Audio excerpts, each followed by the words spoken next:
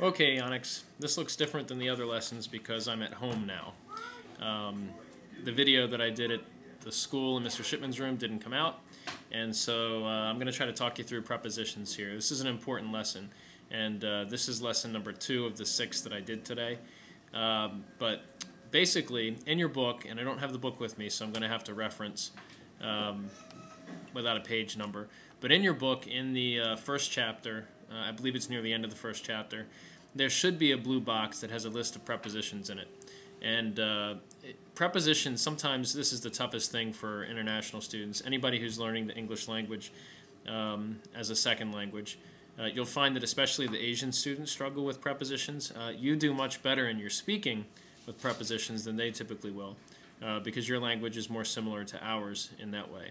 But lots of times students make the mistake of thinking that short words are the prepositions in our language, but that wouldn't be true. I'm going to write some down on a sheet of paper and hold it up and show you how it's not.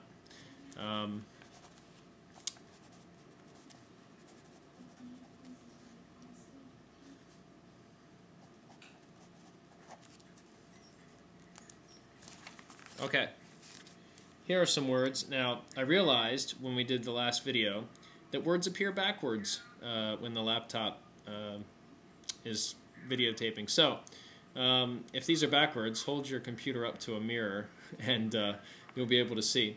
But is, am, was, be, these are all verbs. These are not prepositions. Lots of times, even students who learn the English language will identify those as prepositions in a sentence because they're not action verbs. They don't recognize them in a sentence as being verbs or linking verbs. Prepositions do tend to be shorter words, but there are a lot of exceptions. If you look in that blue box in your text that lists all those prepositions, those are pretty much all the ones you're going to see in your experience with the English language. They answer some pretty simple questions. Some of them, a lot of them, have to do with where things are in space. Behind me you'll see this cabinet. I can put things in the cabinet. The word in is a preposition. You'll see it in the blue box. We can talk about things being under the cabinet. Under is a preposition. We can talk about them being on top of the cabinet. On top of is a preposition. In every statement that I made, there was an object that followed the preposition. In those cases, it was the cabinet.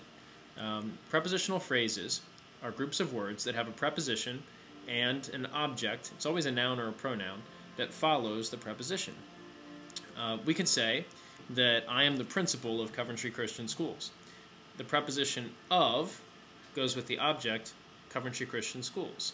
Of Coventry Christian Schools is a prepositional phrase.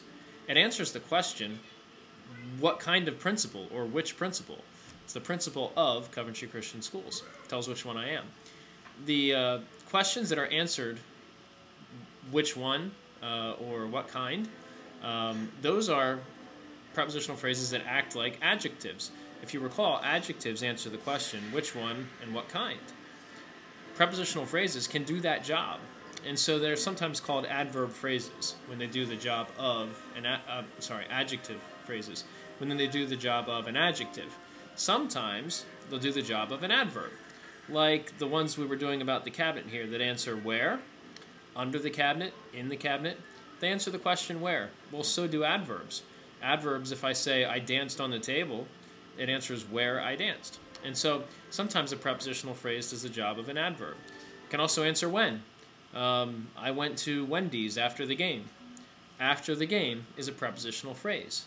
You look in that blue box, the preposition is after, and the game is the object of that prepositional phrase. After the game tells when I went to Wendy's. And so those two questions are answered by prepositional phrases when they act as adverbs. And when they do that, we call them adverb phrases. And so there are two kinds of prepositional phrases.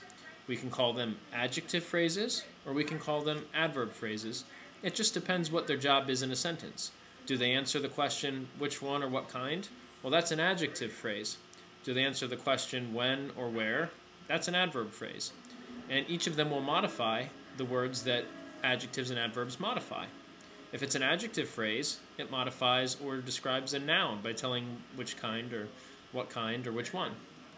If it's an adverb phrase, it answers the question when or where, modifying an adverb in the sentence, usually an action verb. And so prepositions are only important in that they make up phrases with an object or a noun that works with them. And then they can function as either adverb or adjective phrases when they're used that way. So that's prepositions in a nutshell. They never appear by themselves. They always appear with an object, after the game, before the dance, on top of the table, under the table, through the air. Those are all examples of prepositional phrases. I'm going to do a next lesson will be on conjunctions, which are other short, funny words in the English language. But again, just because they're short doesn't mean that they're prepositions. They have a different job. And so you'll learn about those next.